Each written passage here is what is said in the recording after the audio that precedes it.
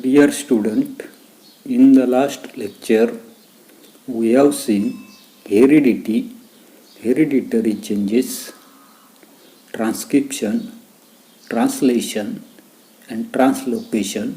Then we will see the next concept, that is evolution. Before that, can you recall, थोडंसं आठवायचे की what is the function of the appendix of our digestive system. जे आपल्या असणारे काही पचन संस्था ज्या आहेत तर त्या पचन संस्थेमधलं असणारे काही अपेंडिक्स, ज्याला आपण त्या ठिकाणी आंत्रपुच्छ म्हणताना दिसतो, या अवयवाचं असणारे काही कार्य जे आहे तर ते कार्य त्या ठिकाणी कोणतं. We all know that appendix of human digestive system is a functionless or vestigials organ. आपल्याला सर्वांना त्या ठिकाणी माहिती, या ठिकाणी असणारे काही अपेंडिक्स, आंत्रपुच्छ, आपली जे काही मानवी पचन संस्था जे आहे तर त्या मानवी पचन संस्थेमधलं असणारे काही आंत्रपुच्छ जे आहे तर त्या आंत्रपुच्छ त्या ठिकाणी फंक्शनलेस आहे, म्हणजे कोणत्याही प्रकारचं असणारे काही कार्य जे आहे तर ते कार्य त्या ठिकाणी करत नाही, किंवा त्यालाच त्या ठिकाणी आपण काय म्हटलेलं आहे की व्हेस्टिजियल्स ऑर्गन्स, म्हणजे अवशेषांग त्या ठिकाणी म्हटलेलं आहे. त्याच्यानंतरचं सेकंड क्वेश्चन आपल्याला दिलेलं आहे, are our wisdom teeth really useful for chewing the food. म्हणजे आपल्या असणारे काही अक्कलदाढ, त्या अक्कलदाढेचा अन्न चावून खाण्यासाठी खरंच त्या ठिकाणी उपयोग जो आहे तर तो उपयोग त्या ठिकाणी आपल्याला होतो का. की wisdom teeth are not useful for chewing the food. आपल्या असणारे काही अक्कलदाढ जे आहे तर त्या अक्कलदाढेचा त्या ठिकाणी आपल्याला अन्न चावून खाण्यासाठी उपयोग जो आहे तर तो उपयोग त्या ठिकाणी होताना दिसत नाही. थर्ड क्वेश्चन आपल्याला दिलेले की why did the huge animal like dinosaur become extinct. म्हणजे डायनॉसॉर सारखे असणारे काही महाकाय अशा प्रकारचे असणारे काही प्राणी जे आहेत तर ते प्राणी त्या ठिकाणी नामशेष का झाले. Dinosaur could not adapt to the environment in which they were trying to survive.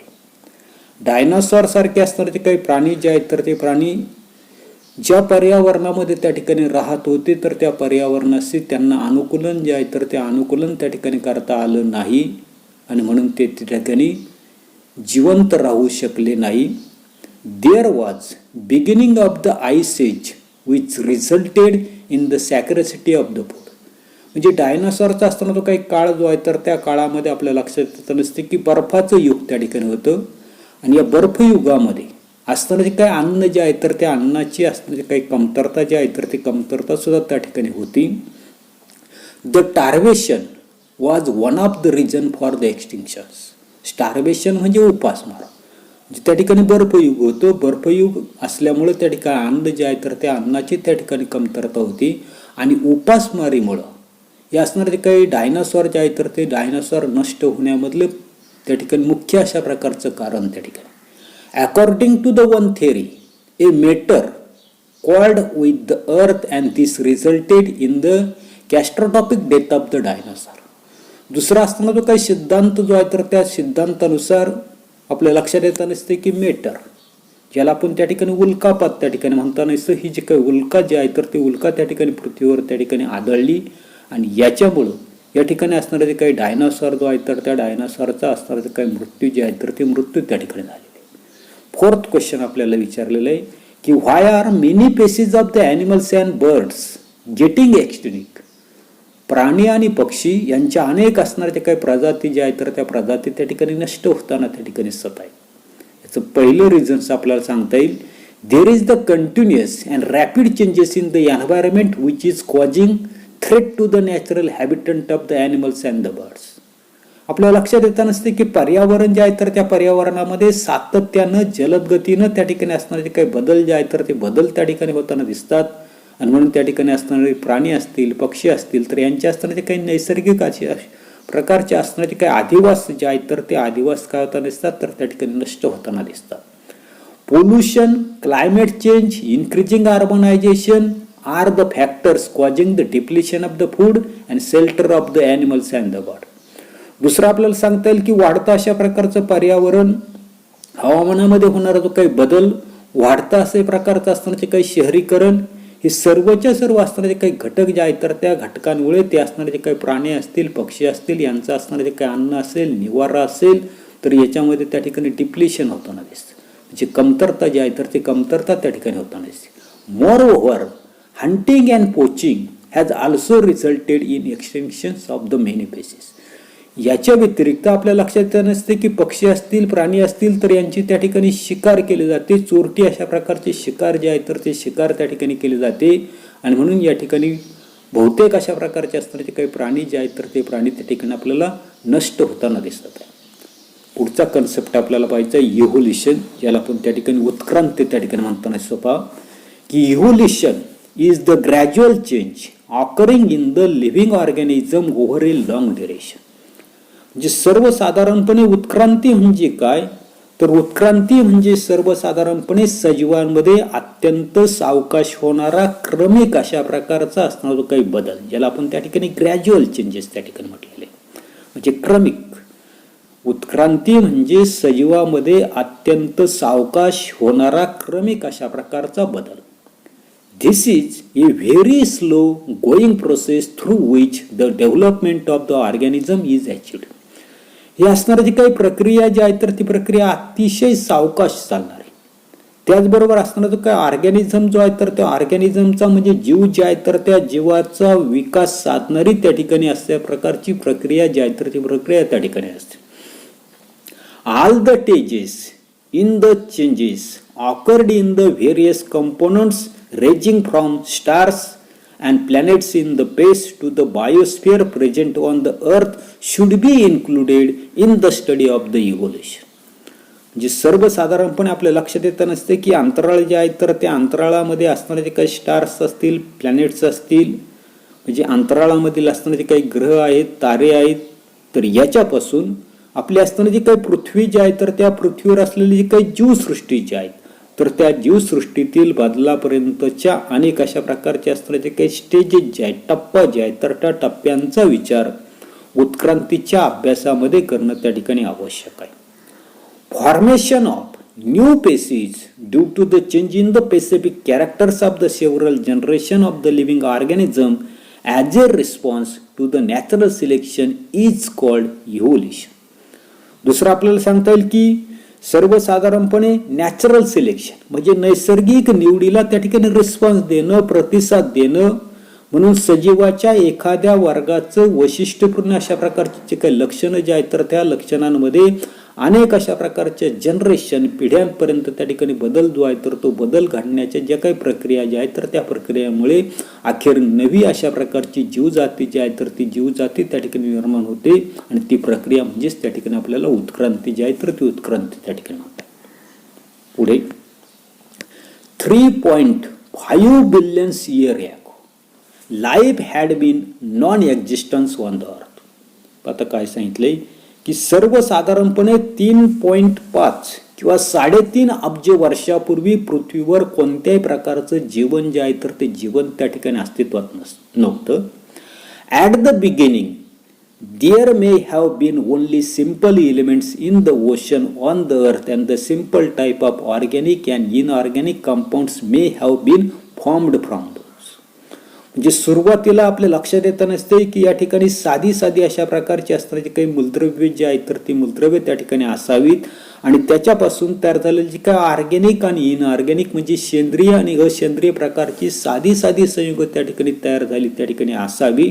आणि हे सर्वच्या सर्व आपल्याला त्या ठिकाणी असणार जो काही पृथ्वीवरचा असणारा जो काही सागर जो आहे तर त्या सागरामध्ये त्या ठिकाणी तयार झाला. Complex compound like proteins and nucleic acid may have formed over the long period from those simple compounds. आता असणारे जे काही जटिल अशा प्रकारचे असणारे जे काही संयुग जे आहेत, उदाहरणार्थ प्रथिना असेल, न्यूक्लिक त्या ठिकाणी आम्ल असेल, यासारखे असणारे जे काही जटिल अशा प्रकारचे असणारे जे काही संयुग जे आहेत तर ते संयुग साधी अशा प्रकारचे असणारे जे काही संयुग जे आहेत तर त्या संयुगांपासून दीर्घ कालावधी नंतर त्या ठिकाणी काय झालेली तयार त्या ठिकाणी झालेली असावीत. First primitive types of the cell may have been formed from the mixture of the different types of organic and inorganic compounds.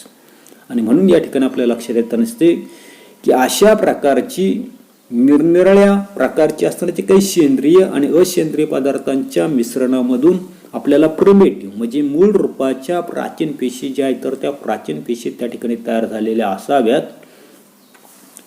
Number of those cell may have increase at the cost of the surrounding chemicals.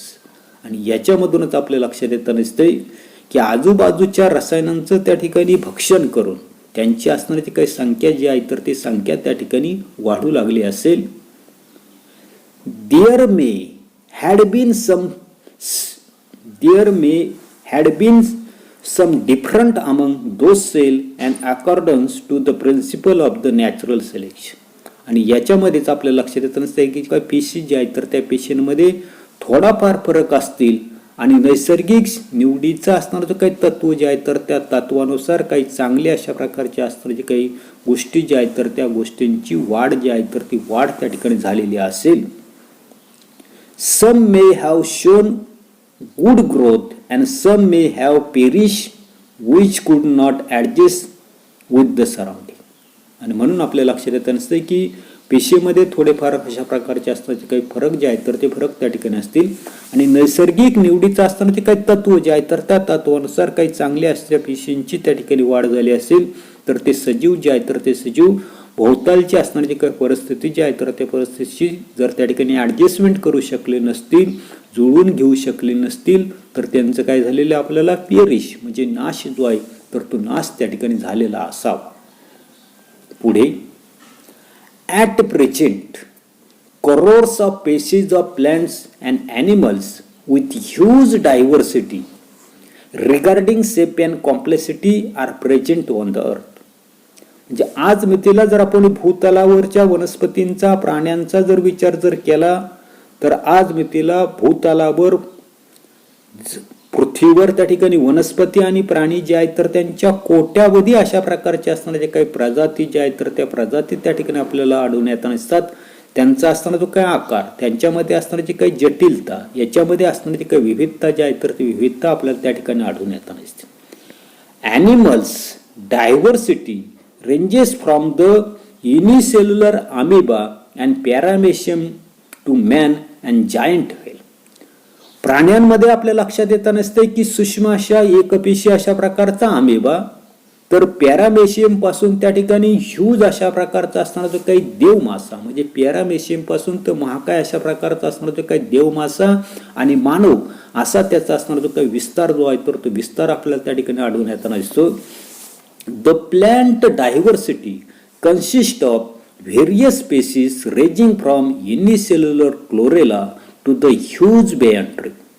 वनस्पतींचा जर आपण त्या ठिकाणी जर विचार जर केला तर वनस्पतींमध्ये आपल्याला एक पेशी असताना जे काही क्लोरेला पासून विस्तीर्ण अशा प्रकारचं ह्यूज अशा प्रकारचं असताना जे काही बियॉन ट्री वडाचं असताना जे काही झाड जे आहे तर त्या झाडापर्यंत अनेकविध वनस्पतींच्या जाती ज्या आहेत तर त्या जाती आपल्याला त्या ठिकाणी भूतलावर त्या ठिकाणी आढळून येताना दिसतात. The life exist on the earth everywhere from equator to the both the poles. म्हणजे सर्वसाधारणपणे पृथ्वीवरील जी काही सर्व ठिकाणं जी आहेत आता सर्व ठिकाणं म्हणजे इक्वेटर म्हणजे विषुववृत्त जे आहे तर त्या विषुववृत्तापासून दोन्ही असणारे जे काही ध्रुव नॉर्थ पोल आणि साऊथ पोल पर्यंत सर्व ठिकाणी आपल्याला सजीव जे आहे तर त्या सजीवांचं असणारे जे काही अस्तित्व जे आहे तर ते अस्तित्व आपल्याला त्या ठिकाणी काय होताना दिसते आढळून येताना दिसतं. Organisms are present at all the places like air, water, land, rock etcetera. म्हणजे सर्वसाधारणपणे हवा असेल, पाणी असेल, जमीन असेल, खडक असेल म्हणजे जडी, स्थळी, काष्टी, पाषाणी अशा सर्व ठिकाणी सजीव जे आहे तर ते सजीव आपल्याला त्या ठिकाणी काय होताना दिसतात आढळून त्या ठिकाणी येताना दिसतात. Humans have shown curiosity about origin of life and the reason for such a great diversity in life present on the earth since ancient period.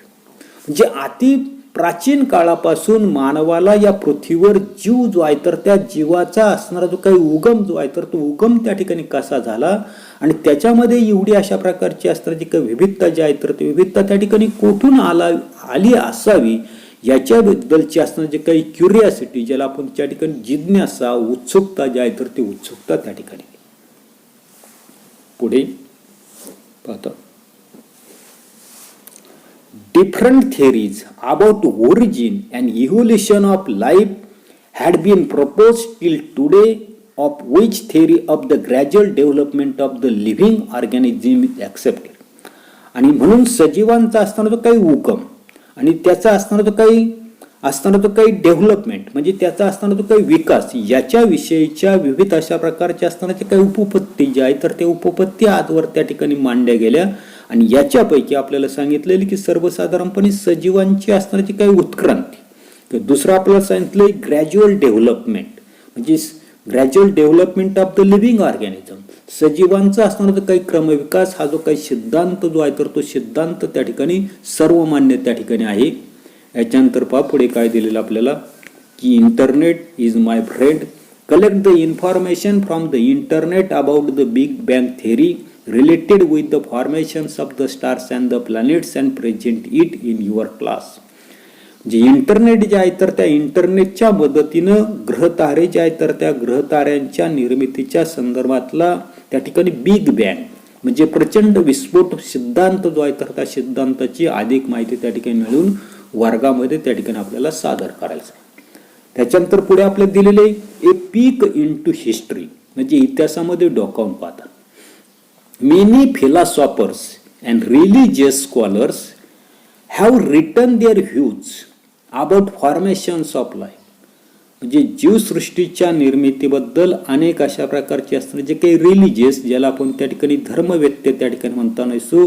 आणि पुढे आपल्याला दिलेले की तत्ववेत्ते जे आहेत तर यांनी आपली असणारी काही बाजू जी आहे तर ती बाजू त्या ठिकाणी लिहून ठेवलेली आहेत. There seems to be through discussion over the formations of universe in various cultures like Indian, Chinese, Romans, Greeks, etc. आणि हे जे काय असणारे जे काही धर्मवेत्ते आणि तत्ववेत्ते जे आहेत तर ते त्या सर्वसाधारणपणे भारतीय असतील, चीनी असतील, रोमन, ग्रीक अशा सर्वच संस्कृतीमध्ये सृष्टीच्या निर्मितीबद्दल त्या ठिकाणी असणारे जे काही थॉट जे आहे तर ते थॉट डिस्कशन म्हणजे त्या ठिकाणी गहन अशा प्रकारचा विचार जो आहे तर तो विचार त्या ठिकाणी मांडले. Various culture have noted different types of information about the planet, stars, the panchamahabhuta, living organism etcetera in the form of the poetry, stories and religious and sacred books. आणि म्हणून या ठिकाणी विविध अशा प्रकारचे असणारे जे काही आपले असणारे जे काही ग्रह आहेत, तारे आहेत, पंचमहाभूते आहेत किंवा सजीव सृष्टी इत्यादी बद्दलची विविध प्रकारची असणारी काही माहिती जी आहे तर ती माहिती तिथे असणारी काही संस्कृती जी आहे तर त्या संस्कृतीमधलं असणारी काही पोएट्री जी त्याच्यामधलं असणारे काही काव्य असेल, त्याच्यानंतर स्टोरीज काही कथा त्या ठिकाणी असतील. पुढे आपल्याला सांगितले काही रिलिजियस सॅक्रेड बुक म्हणजे धार्मिक किंवा पवित्र अशा प्रकारचे जे काही ग्रंथ जे आहेत तर त्या ग्रंथांमध्ये त्या ठिकाणी ते नोंदवलेले त्या ठिकाणी. पुढचा कन्सेप्ट आपल्याला पाहिजे थिअरी ऑफ इव्होल्युशन म्हणजे उत्क्रांतीचा असणारा जो काही सिद्धांत जो आहे तर तो सिद्धांत आपल्याला त्या ठिकाणी पाहिजे आहे. According to this theory first living material that is protoplasm has been formed in ocean. म्हणजे या ठिकाणी उत्क्रांतीचा असणारा जो काही सिद्धांत जो आहे तर त्या सिद्धांतानुसार पहिला असणारा जो काही सजीव अशा प्रकारचा पदार्थ ज्याला त्या ठिकाणी प्रोटोप्लाझम म्हणताना दिसतो, जीवद्रव्य त्या ठिकाणी म्हणताना दिसतो, तर हे पृथ्वीवरील असणारा जो काही समुद्र जो आहे तर त्या समुद्रामध्ये पहिल्यांदा त्या ठिकाणी निर्माण झाला. In due course of the time unicellular organism was formed. त्याच्यानंतर काळाच्या ओघामध्ये आपल्या लक्षात येता नसते की त्याच्यापासूनच त्या ठिकाणी जे काही प्रोटोप्लाझम जे आहे तर त्या प्रोटोप्लाझम पासून आपल्याला त्या ठिकाणी एक पेशी अशा प्रकारचा सजीव जो आहे तर त्या सजीवाची निर्मिती त्या ठिकाणी झाली. Gradually changes occurred in the unicellular organism from which larger and more complex organisms were formed. आणि त्याच्यानंतर एक पेशी असणारे जे काही सजीव जे आहे तर त्या सजीवांमध्ये क्रमाक्रमाने बदल त्या ठिकाणी घडून आले आणि त्यांच्यापासून अधिक मोठे किंवा अधिक जटिल अशा प्रकारचे सजीव जे आहेत तर ते सजीव त्या ठिकाणी विकसित झाले.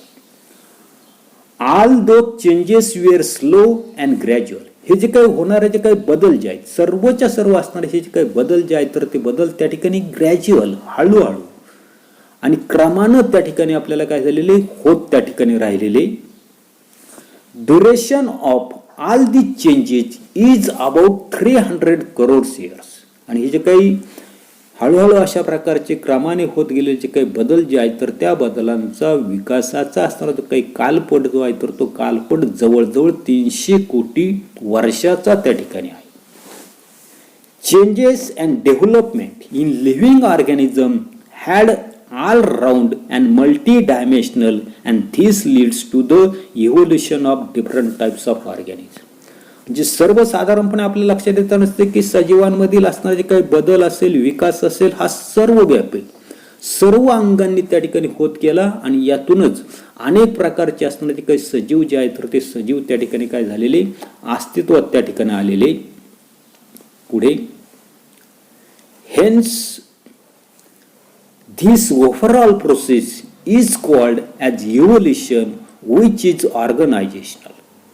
आणि आपल्या लक्षात येत नसते की यामुळे सर्व प्रक्रिया ज्या आहेत तर त्या सर्व प्रक्रियेला क्रमविकास किंवा त्या ठिकाणी आपण उत्क्रांती जी आहे तर ती उत्क्रांती त्या ठिकाणी म्हटलेली की ही जी काही उत्क्रांती जी आहे तर ती उत्क्रांती संघटनात्मक अशा प्रकारची उत्क्रांती जी आहे तर ती उत्क्रांती त्या ठिकाणी.